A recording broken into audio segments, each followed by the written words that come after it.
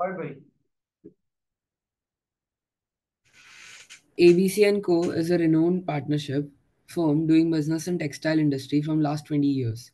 But due to technical upgradation, firm incurred heavy debts of rupees 50 lakhs.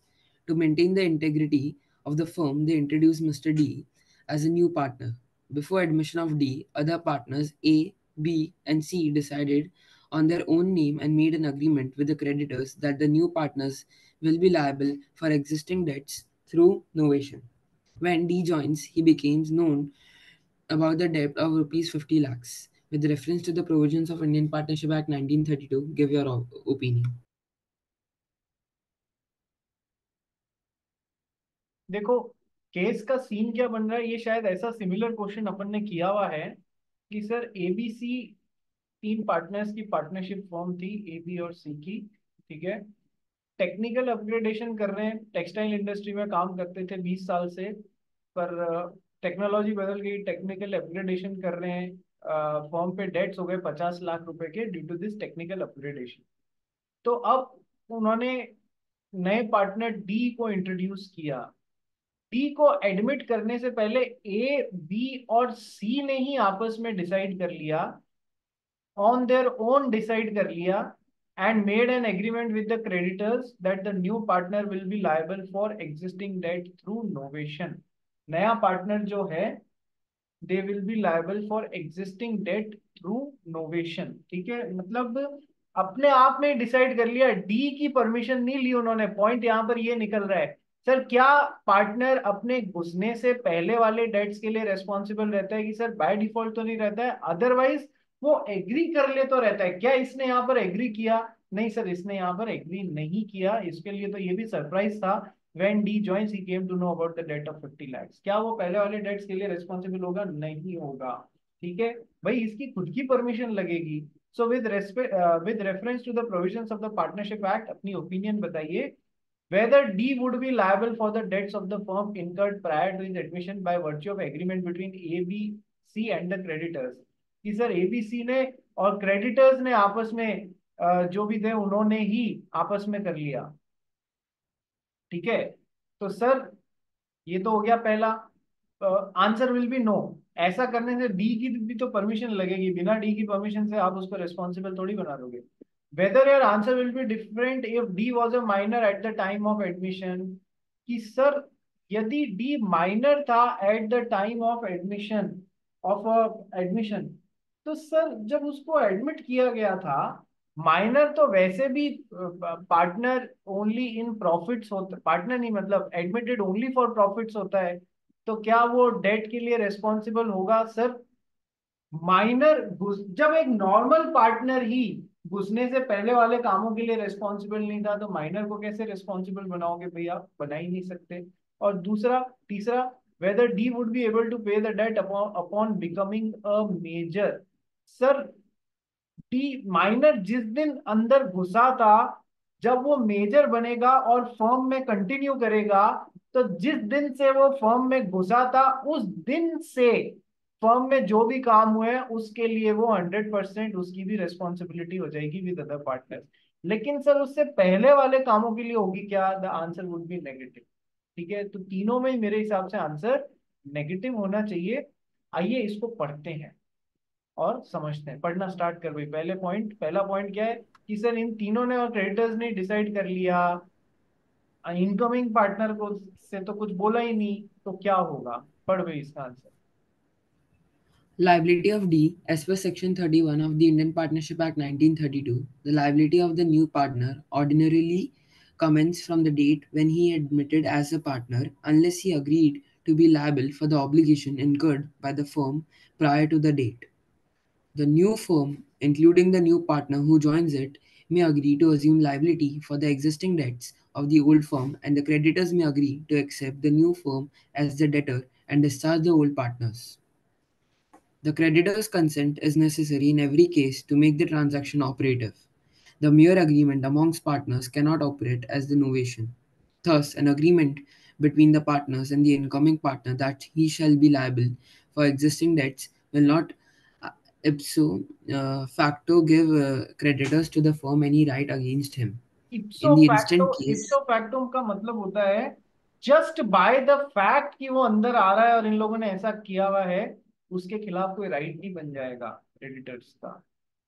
दो points इन्होंने बोले हैं क्या, कि सर एक तो जो इनकमिंग पार्टनर है उसको भी इस बात पे एग्री करना है कि मैं आज घुसने से पहले वाले कामों के लिए रिस्पॉन्सिबल। दूसरा, इस बात पे क्रेडिटर ने भी यदि किया हो कि हाँ चलो पुरानी फर्म की बजाय अब मैं नई जो फर्म है ए बी सी और डी, इन सबको रेस्पॉन्सिबल बनाऊंगा, तो ये डी का गला पकड़ पाएगा।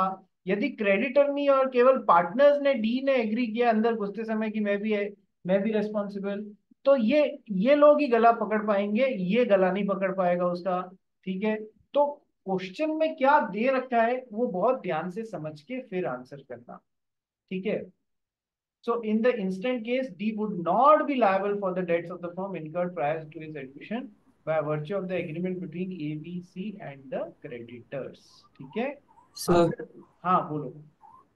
सर आप एक बार इप्सो फैक्टो का वापस मतलब बता सकते हो? इप्सो facto by the very fact, ये एक लैटिन फ्रेज है।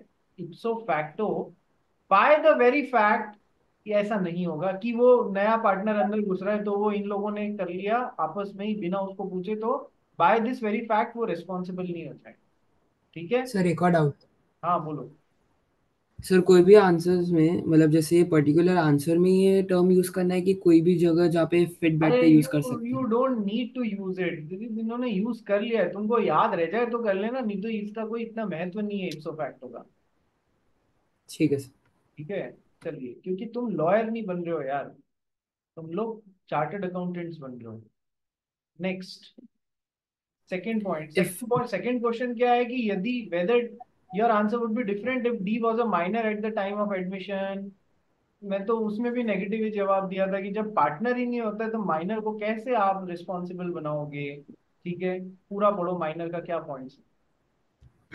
if D was a minor at the time of admission, as per section 30, the liability of the minor is confined only to the extent of his share in the profits and the property of the firm. Minor has no personal liability for the debts of the firm incurred during his minority. Moreover, a mere agreement amongst partners cannot operate एक as minute, novation. एक minute, पहली line clear है कि sir minor तो only for profits होता है, तो sir उसकी मैक्स ओनली फॉर प्रॉफिट्स का मतलब याद करो पहले चैप्टर में मैंने आपको क्या बताया था, कि सर ओनली का प्रॉफिट्स का ये मतलब नहीं है कि माइनर, माइनर के केस की बात कर रहा हूं मैं। Minor is responsible only for profits, only for profits का ये मतलब नहीं है कि वो लॉसेस के लिए रिस्पॉन्सिबल नहीं होगा। ओनली फॉर प्रॉफिट्स का ये मतलब है कि सर जितनी उसकी पार्टनरशिप के अंदर प्रॉपर्टी और प्रॉफिट्स है उससे ज्यादा अमाउंट के लिए उसको आप रेस्पॉन्सिबल नहीं बना सकते हो फॉर लॉसेस। यानी कि वो नॉ वो कभी भी नेट नेगेटिव या लॉस में नहीं जाएगा, नेट नेगेटिव या लॉस में नहीं जाएगा, ये बात याद रखना। इसीलिए जबकि एक नॉर्मल पार्टनर को, आपने मेजर पार्टनर को ओनली फॉर प्रॉफिट्स लिया है तो हो सकता है वो केवल प्रॉफिट्स वाले ही ट्रांजैक्शंस में हिस्सेदारी करे, लॉस वाले ट्रांजैक्शंस में हिस्सेदारी नहीं करे। दोनों में यहाँ पर फर्क आ सकता है, ये बात ध्यान रखना। माइनर के केस में जो मैंने बात बताई, क्या वो सबके दिमाग में वापस रिकॉल हो गई कि मैंने ये चीज बताई थी? क्या वो सबके दिमाग में वापस रिकॉल हो गई? यस और नो, किसी को डाउट तो नहीं है ना इसमें? सुहांश, ऋचा, प्रिशा, विदुष। नहीं सर। ठीक है, चलिए आगे बढ़ते हैं। तो सर माइनर की मैक्सिमम लाइबिलिटी कितनी हो सकती है? It is confined only to the extent of a share in profits and property of the firm, number one. Number two, sir normal partner होता है ना, माइनर का रिवीजन हो रहा है देखो, नॉर्मल पार्टनर होता है ना, ये तीन तो नॉर्मल पार्टनर और एक ये माइनर है। नॉर्मल पार्टनर तो अनलिमिटेड लाइबिलिटी होती है। अनलिमिटेड लाइबिलिटी मतलब कि सर जो प्रॉपर्टी और प्रॉफिट्स में हिस्सेदारी है वो रेस्पॉन्सिबल। सर इसकी वैसे तो जॉइंट एंड सेवरल लाइबिलिटी होती है, सबको मिलके चुकाना है, ये लोग इंसॉल्वेंट हो गए तो पूरा का पूरा ये चुकाएगा। सर इसके घर बार की चीजें बेच के भी चुकाया जाएगा यदि पार्टनरशिप प्रॉपर्टी पूरी नहीं पड़ रही है तो। सर उसके अलावा he will be personally responsible, अपनी पार्टनरशिप का हिस्सा पर्सनल प्रॉपर्टी बेच के, उसके अलावा he will be personally responsible as a person, इसकी लाइबिलिटी होगी बाकी का पैसा भी चुकाने की। जबकि माइनर यदि है, minor is responsible only to the extent of its property and profits, जो इसके पार्टनरशिप फर्म में हिस्सेदारी है, उससे ज्यादा के लिए माइनर न तो रेस्पॉन्सिबल होगा, वो नेट नेगेटिव में नहीं जा सकता या फिर लॉसेस में नहीं, नेट लॉसेस में नहीं जा सकता। दूसरा, माइनर छोटा है तो law acts as the guardian of the minor, तो माइनर को कभी भी ये पर्सनली रेस्पॉन्सिबल नहीं बना सकते for the debts of the partnership firm. ये कभी भी पर्सनली रेस्पॉन्सिबल नहीं होगा, जितनी इसकी प्रॉफिट्स और प्रॉपर्टी है इस पार्टनरशिप में, उस एक्सटेंट तक की इसकी लाइबिलिटी होगी, उससे ज्यादा कभी नहीं हो सकती। पर्सनल रेस्पॉन्सिबिलिटी ले ही नहीं सकता माइनर, ये ध्यान रखना ये बात है। ठीक है, so minor has no personal liability for the debts of the firm which are incurred during his minority. आगे पढ़ना। Moreover, a mere agreement amongst partners cannot operate as novation. Thus, an agreement between the partners and the incoming partner that he shall be liable for the existing debts will not ipso facto give creditors of the firm any right against him. ठीक है, Hence, D would not be ये liable in this case. वो होगा ही नहीं sir, जब normal partner को ही नहीं बना रहे हो तो इसको कैसे बनाओगे माइनर को? बकवास बात थी, क्वेश्चन ही बकवास था। ठीक है, अब वो मेजर बन जाता है तो सर मेजर भी बनता है तो सर अपने घुसने के टाइम से जो भी काम उसने किए हैं उन सब के लिए इसकी अनलिमिटेड लाइबिलिटी हो जाएगी, फुली रिस्पॉन्सिबल हो जाएगा। पहले वालों के लिए तो नहीं होगा, इस केस में भी नहीं होगा, वो माइनर मेजर बन जाता है। तो पढ़ ले, आंसर वही निकलना है। Liability of D upon becoming major. A minor partner on attaining majority becomes personally liable to third party for all the acts of the firm done since he was admitted to the benefits of partnership. Moreover, a mere agreement amongst partners cannot operate as novation. Thus, an agreement between the partners and the incoming partner that he shall be liable for existing debts will not, ipso facto, give creditors of the firm any right against him. Hence, D would not be liable to pay the existing debt देखो, upon becoming major. Upon becoming major, देखो ये question जो है ये May 25 यानी कि last जो paper हुआ है उसके मेन उसमें आया हुआ है। कितने नंबर के लिए आया हुआ है? 7 नंबर के लिए आया हुआ है। फेंक रहे हैं तुम्हारे सामने 7 नंबर, लिटरली फेंक रहे हैं। यदि कंसेप्ट क्लियर है तो बटोर लो, उठा लो वाली सिचुएशन है। कंसेप्ट ही क्लियर नहीं है तो 7 नंबर छोड़ो, मतलब है ना, फिर दिक्कत वाली बात है। यदि एक्चुअल में देखो तुम समझदार हो, आता है तो 7 नंबर फ्री फोकट के लेके आ दो, एक्चुअल में यही बात। कंसेप्ट एकदम क्रिस्टल क्लियर रखना। नेक्स्ट, नेक्स्ट क्वेश्चन May 25 का करते हैं, पढ़ भाई। The partners indeed virtually embrace the characters of both a principal and an agent. The implied authority of a partner to bind the firm by all acts done by him in all matters connected with the business is done in the usual way, not beyond the nature and scope of partnership. Explained with the reference to the provisions of Indian Partnership Act 1932. एक partner के पास में principal की भी होती है और agent की भी मतलब प्रिंसिपल और एजेंट दोनों रोल प्ले करता है। वो क्यों? क्योंकि वो एजेंट जैसे बाकी के पार्टनर्स और पार्टनरशिप फॉर्म को बाइंड कर सकता है, और प्रिंसिपल जैसे बाकी पार्टनर्स जो भी काम कर रहे हैं।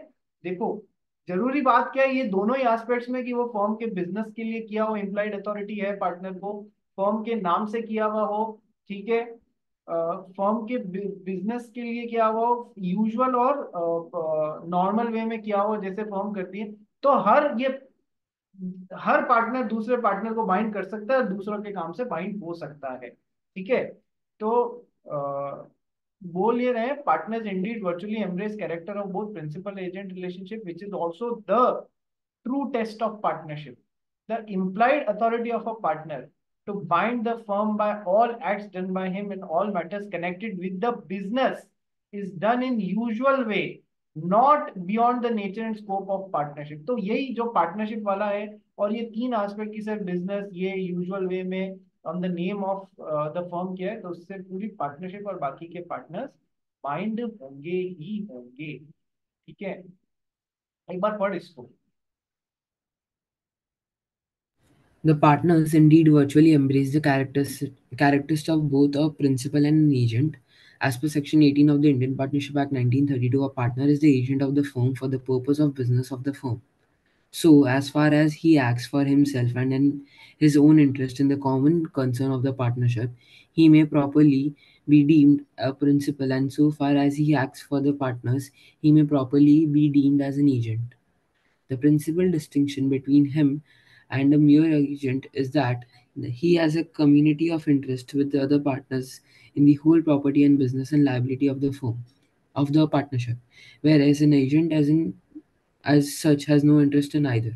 देखो The implied ये authority. पॉइंट अच्छा है। यदि आपसे पूछें कि एक पार्टनर भी एजेंट होता है और एक एजेंट भी तो पार्टनरशिप का एजेंट ही होता है, तो सर दोनों में फिर फर्क कहाँ हुआ? कि सर एजेंट जो है वो एक नॉर्मली तरीके से पार्टनरशिप को ने उसको कुछ अथॉरिटी दी और वो पार्टनरशिप को बाइंड कर देता है, लेकिन उसका कोई एजेंट का अंदर पार्टनर जैसा इंटरेस्ट नहीं होता है। पार्टनर का तो कम्युनिटी ऑफ इंटरेस्ट है। कैसे? कि सर ये पार्टनरशिप में चार जने हैं, ये हर एक पार्टनर एजेंट है, तो ये कम्युनिटी है इसकी, साथ में जॉइंटली एंड सेवरली ये प्रॉफिट्स बांटता है, शेयरिंग ऑफ प्रॉफिट्स करता है, लॉसेस बांटता है। ठीक है, तो ये कम्युनिटी है, इन इस कम्युनिटी का इंटरेस्ट है। पार्टनर एजेंट होते हुए भी ये इस तरीके का एजेंट है जो कि एक नॉर्मल एजेंट नहीं होगा। कल को क्या पता इस इतने से दो लाइन पे तुमको क्वेश्चन पकड़ा देवे, तो तुमको आना चाहिए ये सब आंसर करना। नेक्स्ट आगे बढ़ो। The implied authority of a partner to bind the firm by all the acts done by him in all matters connected with the business and done in the usual way, not beyond the nature and scope of partnership. Okay, चलो ये तो हो गई एक बात। Next ये कुछ और भी बता रहे हैं ड्राफ्ट आंसर्स में, section 19(1) and 22 deal with the implied authority of a partner. ठीक है, जरूरी बातें क्या क्या हैं कि सर पढ़, इसको पढ़ ले एक बार, कोई दिक्कत नहीं। The impact of these sections in the act of the partners, which is done to carry on in the usual way, business of kind carried on by the firm binds the firm, provided that the act is done in the firm's name or any manner expressing or implying an intention to bind the firm. देख लो, Such an वो authority. तीन चीजें जरूरी हैं कि sir firm के business के लिए किया है, जो भी फर्म बिजनेस करती है उसके लिए किया है, फर्म के नाम पे किया है, यूजुअल या ऑर्डिनरी वे में जिस तरीके से फर्म बिजनेस करती है उस तरीके से किया है। तो सर हर पार्टनर की इम्प्लाइड अथॉरिटी है कि इन तीनों बातों का ध्यान रखते हुए उसने जो भी काम किया है उससे फर्म और बाकी के पार्टनर्स बाइंड होने लग जाएंगे, provided that act is done in the firm name और एनी मैनर जिसका इंटेंशन फर्म को बाइंड करना है। आगे यहाँ से पढ़ो। Such an authority of a partner to bind the firm is called the implied authority. It is, however, subject to the following restrictions. First, the act done must relate to the usual business of the firm. That is, the act done by the partner must be within the scope of his authority and related to the normal business of the firm. Second, this act should such as is done for normal conduct of business for the firm. The usual way of carrying on the business will depend on the nature and the circumstances of each particular case. Third, the act to be done in the name of the firm in any other manner expressing or implying an intention to bind the firm. कोई नहीं, ये इन Thus, चीजों को इन्होंने वापस, sorry, ये तीन चीजों को इन्होंने वापस डिटेल में समझाया है, कोई दिक्कत नहीं, वो तुम बना लोगे, सेंटेंस फ्रेम कर लोगे। ठीक है, does a partner has implied authority to bind the firm by all the acts which are done by him in all the matters which are connected with the partnership business, which are done in the usual way and not in their which are done in name of the partnership, ये भी ऊपर cover हो गया है। And जिस जो उसकी scope of partnership में जो उसकी अथॉरिटी थी उसके बियॉन्ड नहीं जा रहा है। ठीक है, चलिए नेक्स्ट क्वेश्चन करते हैं। आरटीपी जो इस बार के लिए आया हुआ है, सितंबर 2025 एग्जाम से पहले जो रिवीजन टेस्ट पेपर आया हुआ है उसमें ये है, explain in detail the circumstances which lead to liability of the firm for misapplication by partners as per the provisions of Indian Partnership Act। Sir miss application करेगा, चाहे डायरेक्टली मिला हुआ पैसा है चाहे फॉर्म में आया हुआ पैसा उठा के मिस अप्लाई कर दिया उसने, तो फिर क्या होगा कि सर आ, तो फिर ही वुड द फर्म, देखो सुनो, फर्म की लाइबिलिटी क्या है यदि किसी पार्टनर को थर्ड पार्टी ने पार्टनर की कैपेसिटी में पैसा दे दिया और उसने मिसअप्लाई कर दिया, या उसने फर्म में पैसा दिया था और वो पार्टनर ने उठा के कहीं और लगा दिया, मिसअप्लाई कर दिया उसको, ठीक है, तो सर क्या पूरी फर्म को ये रेस्पॉन्सिबल बना सकते हैं? In both the cases the firm would be liable. ये तो सर पार्टनर किसके बिहाफ पे काम कर रहा है? पार्टनरशिप के बिहाफ पे काम कर रहा है, तो इसके हर काम के लिए बाकी के पार्टनर्स भी तो लायबल हो जाएंगे। तो सर ये पूरी फर्म को रेस्पॉन्सिबल बना सकता है, ये पीछे नहीं हट सकते कि हमने थोड़ी ना मिस अप्लाई किया है। ये बिल्कुल इनको वो कहते हैं ये बिल्कुल अप्लाई कर, मतलब अप्लाई किया है, एक पार्टनर ने भी फ्रॉड किया है या miss application of the money किया है, तो वो पूरी फर्म को रेस्पॉन्सिबल बना सकता है, वो सब भी बरोबर रेस्पॉन्सिबल होंगे। हाँ, बदले में बाद में ये सबको इंडेमनीफाई करेगा, that is a separate aspect, but पूरी फर्म एक बार के लिए रेस्पॉन्सिबल हो जाएगी। Liability of the firm for misapplication of money by the partners in any of the two ways would make the entire firm liable. दिमाग में concept ध्यान रखना, ठीक है? छोटे छोटे कंसेप्ट हैं। क्या किया करो क्लास के बाद में, मान लो कोई क्लास पूरी हुई दिन के लिए, बस अब घर जा रहे हो, तो 5-7 मिनट रुक के एक दूसरे से ऐसे छोटे छोटे कंसेप्चुअल सवाल कर लिया करो। उससे क्या बेनिफिट होएगा? याद आएगा एग्जाम में कि हाँ क्लास में किसी एक बच्चे ने दूसरे बच्चे से पूछा था, उसका सही आंसर ये था, तो आगे तुम आंसर खुद खींच लोगे। ये तरीके हैं पास होने के, यदि पास होना की इच्छा रखते हो तो। बाकी तो फिर तुम सबकी अपनी इच्छा है कितना। नहीं तो कई बार होता है ना, घर भागने की जल्दी रहती है, 5 मिनट एक्स्ट्रा दो, उसका 1 घंटे जितना बेनिफिट मिलेगा उस 5 मिनट का तुम लोग। चलिए आइए, तो इसी के साथ में अपन ने कवर अप कर लिया क्वेश्चन बैंक। अब एक बार सेम लिंक पे सर हाँ बोल। सर पेज नंबर 12 पे एक क्वेश्चन बाकी था आपका समझाना। पेज नंबर 12 पे क्या ये क्वेश्चन? वाला, वो यूनिक वाला क्वेश्चन आपने बोला था। ये है ना ये नेक्स्ट चैप्टर से रिलेटेड कंसेप्ट है, ठीक है? इसलिए मैंने कहा था थर्ड चैप्टर भी जब पूरा हो जाए ना, तो ध्यान दिलाना इधर एक छोटा सा पोर्शन बच गया है, ठीक है? Okay sir. नेक्स्ट चैप्टर से रिलेटेड कंसेप्ट है, तो बाद में ही करा पाऊंगा। चलिए सेम लिंक पे वापस रिज्वाइन करो, फिर अपन चैप्टर नंबर 3 आज स्टार्ट करते हैं।